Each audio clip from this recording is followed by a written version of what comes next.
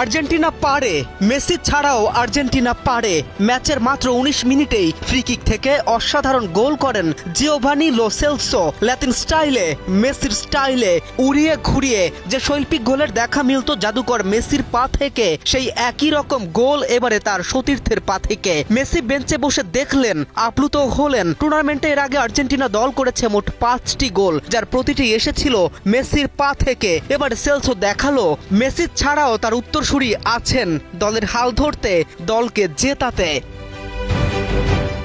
Lionel মেসিকে শুরুর একাদশে না রেখেই জর্ডানের বিপক্ষে মাঠে নেমেছে আর্জেন্টিনা। ম্যাচের আগে কোচ লিওনেল স্কলানি জানিয়েছিলেন অভিজ্ঞ ফরওয়ার্ডকে প্রথম থেকেই খেলানো হবে না, প্রয়োজন হলে দ্বিতীয়ার্ধে তাকে নামানো হবে। সেই পরিকল্পনায় বাস্তবায়ন করে বেঞ্চে রেখেই একাদশ সাজায় বর্তমান চ্যাম্পিয়নরা।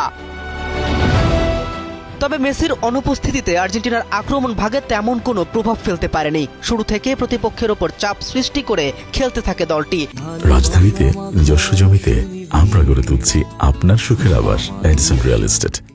এই ধারাবাহিকতায় ম্যাচের ১৯তম মিনিটে এগিয়ে যায় আর্জেন্টিনা। বক্সের বাইরে থেকে পাওয়া ফ্রি কিকে দারুণ দক্ষতায় বল জালে জড়িয়ে দলকে লিড এনে দেন জিওভানি লো সেলসো। তার নিখুঁত শটে কোনো সুযোগই পাননি জর্ডানের গোলরক্ষক।